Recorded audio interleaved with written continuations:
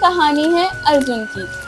उस अर्जुन की जिसके समोसे हर दिल को छू लेते थे, जिनमें स्वाद के साथ साथ मानो प्यार भी घुला होता था।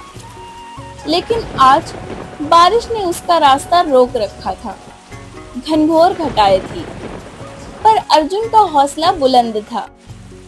उसे गांव में समोसों की खुशबू फैलानी थी, क्योंकि वो जानता था बारिश हो या तूफान, लोग भूखे नहीं रह सकते। बारिश थमने पर कुछ लोग ठेले पर रुके, पर उनके समोसे गीले निकले और स्वाद फीका लगा। अरे अर्जुन, ये तो समोसे गीले हो गए हैं। बारिश में ढका क्यों नहीं? स्वाद भी फीका लग रहा है। अरे भाई, बारिश का मौसम है, थोड़ा तो गीला होगा पर स्वाद वही है। गर्मा गर्म एक और ले लो तो शायद पसंद आ जाए। नहीं नहीं अर्जुन, बेकार है। बारिश में समोसे लेना ही गलती थी। अगली बार सूखे लाना, तब बात बनेगी।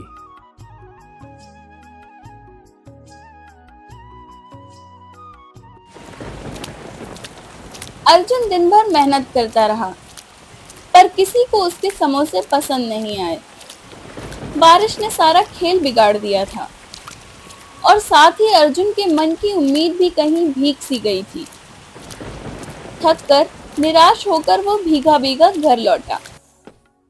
उसकी पत्नी प्रिया, जिसकी आंखों में हमेशा अपने अर्जुन के लिए चिंता और प्यार होता था, उसके चेहरे से वो सब समझ गई। अरे अर्जुन, ये हालत क्या बना रखी है? फिर बारिश में भीगते हुए गए थे। चेहरा बता रहा है आज कुछ ठीक नहीं हुआ। समोसे बिके कि नहीं? हाँ प्रिया, क्या बताऊं, बारिश ने सारा खेल बिगाड़ दिया। लोग कह रहे थे गीले हो गए हैं समोसे, स्वाद बिगड़ गया, कुछ ही बिके। ये तो परेशानी की बात है अर्जुन। अगर रोज ऐसा होता रहा तो हमारा क्या होगा? कुछ और सोचना पड़ेगा। चिंता तो मुझे भी है प्रिया, पर हार नहीं माननी। कल फिर कोशिश करें, शायद मौसम सुधर जाए।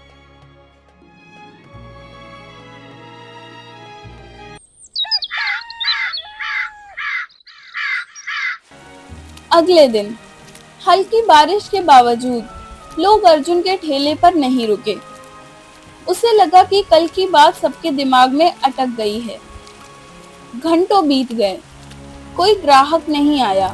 अर्जुन का चेहरा उदास हो गया, मानो बरसों की थकान उस पर उतर आई हो। तभी जैसे कहीं से प्रकट हुआ एक बूढ़ा व्यक्ति, भूखा और बेसहारा। उसकी आंखें जैसे गहरी थी, जिनमें मानो युगों का अनुभव छिपा हो। बेटा, एक समोसा दे दे, बहुत भूख लगी है, पैसे नहीं है। शायद मेरी किस्मत में आज यही लिखा है। कोई बात नहीं बाबा, भूखे को खाना देना पुण्य का काम है। ये लो, गर्मा गर्म समोसा खाओ। बेटा, तेरे दिल सोने जैसा है। भगवान तुझे हमेशा खुश रखे और तेरे ठेले पर बरकत दे। तूने बिना जाने मेरी मदद की है। अरे, ये क्या हो गया? फिर से बारिश? अब तो सारे समोसे भीग जाएंगे। बेटा, परेशान मत हो, ये बोरी ले, इसे अपने ठेले पे डाल दे।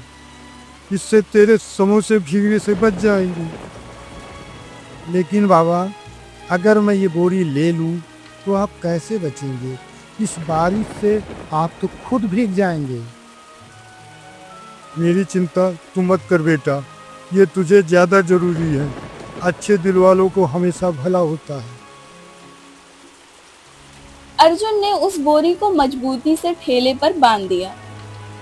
उस बूढ़े व्यक्ति के अचानक गायब हो जाने से उसके मन में एक अनजाना सवाल उठ रहा था। बूढ़े बाबा की बोरी ने तो मानो जैसे जादू कर दिया था। बारिश थमते ही एक जाने माने व्यापारी, जो हमेशा अच्छे स्वाद की कद्र करता था, उसने अर्जुन के ठेले पर समोसे चखे। वाह अर्जुन, ये क्या बात है? ये समोसे तो लाजवाब हैं। ऐसा स्वाद मैंने पहले कभी नहीं चखा। एकदम कुरकुरे और मसालेदार। ये तो किसी और ही दुनिया का स्वाद है। सच में भाई, तुझे इतना पसंद आया? शायद आज का दिन अच्छा है। ये तो जादू जैसा स्वाद है। सब लोगों को बताऊंगा।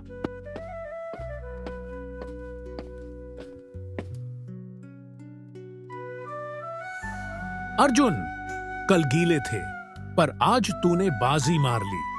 पूरे परिवार को खिलाऊंगा। कितने बचे हैं? 4 और दे दे। धन्यवाद भाई लोग, बस थोड़े ही बचे हैं, जल्दी ले लो।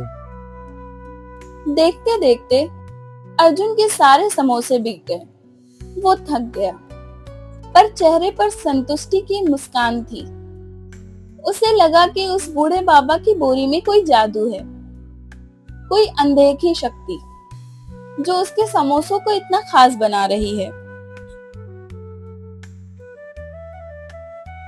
दिन भर की कमाई और नई उम्मीद लिए अर्जुन खुशी खुशी घर लौटता है। प्रिया उसे देखकर हैरान रह जाती है। उसकी आंखों में सवाल और खुशी का मिश्रण है।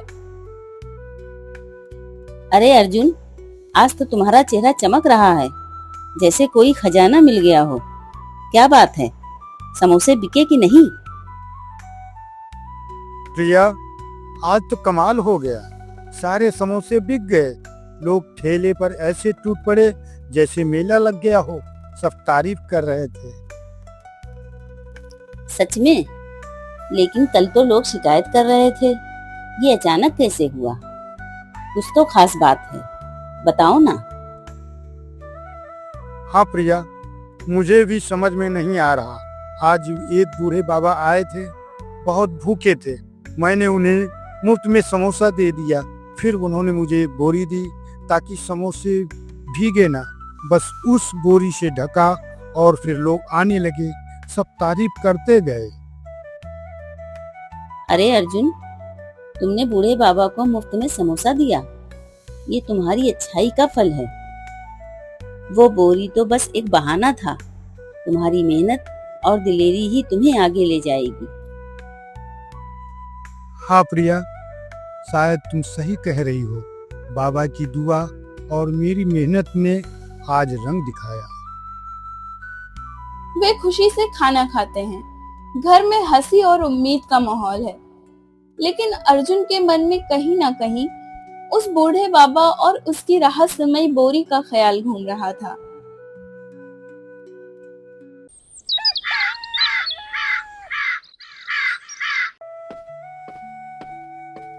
अर्जुन की किस्मत चमक उठी थी।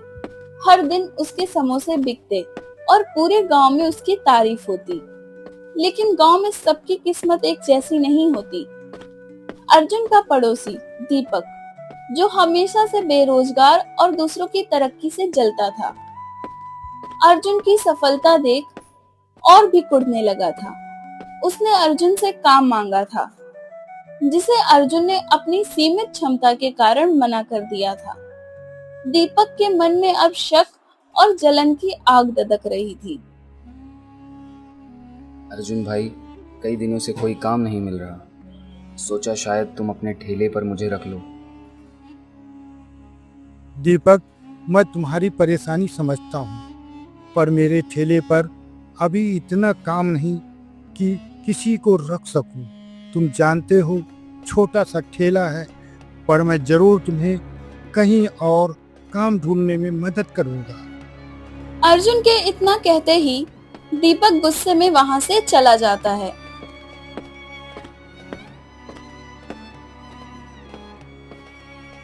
अर्जुन ने मुझे काम नहीं दिया, पर उसके समोसे में कुछ तो राज है।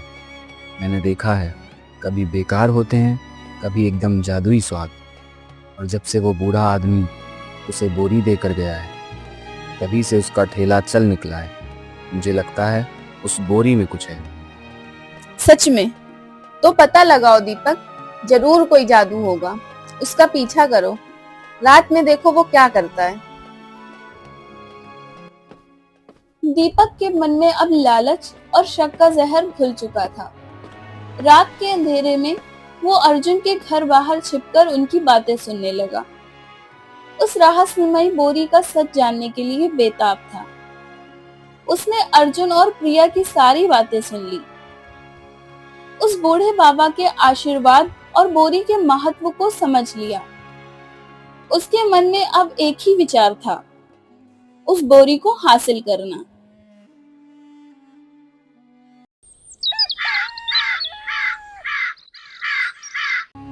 अगली सुबह जब अर्जुन अपना ठेला तैयार कर रहा था, उसकी पीठ पीछे साया बनकर दीपक चुपके से आया।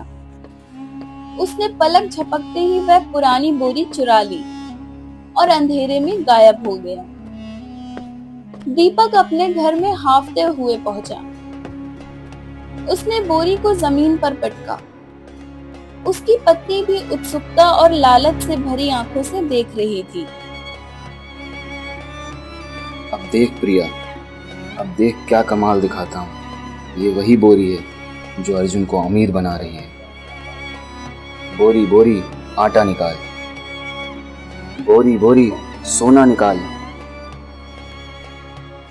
अचानक बोरी जोर से हिलती है और उससे एक तेज चमक उठती है।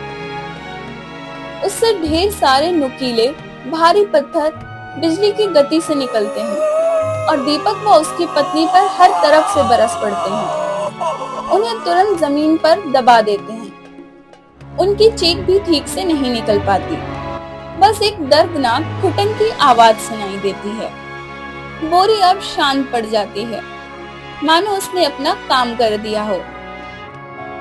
अर्जुन को उसकी ईमानदारी और दयालुता का इनाम मिला, एक ऐसा आशीर्वाद जिसे कोई बोरी या छतरी नहीं दे सकती थी। और दीपक, उसे अपनी चोरी और लालच की वो सजा मिली जिसकी उसने कभी कल्पना नहीं की थी। उस रहस्यमयी बोरी ने अपना असली रूप दिखा दिया था। वह सिर्फ बरकत नहीं, न्याय भी लाती थी। प्रकृति का न्याय अपना रास्ता खुद खोज लेता है।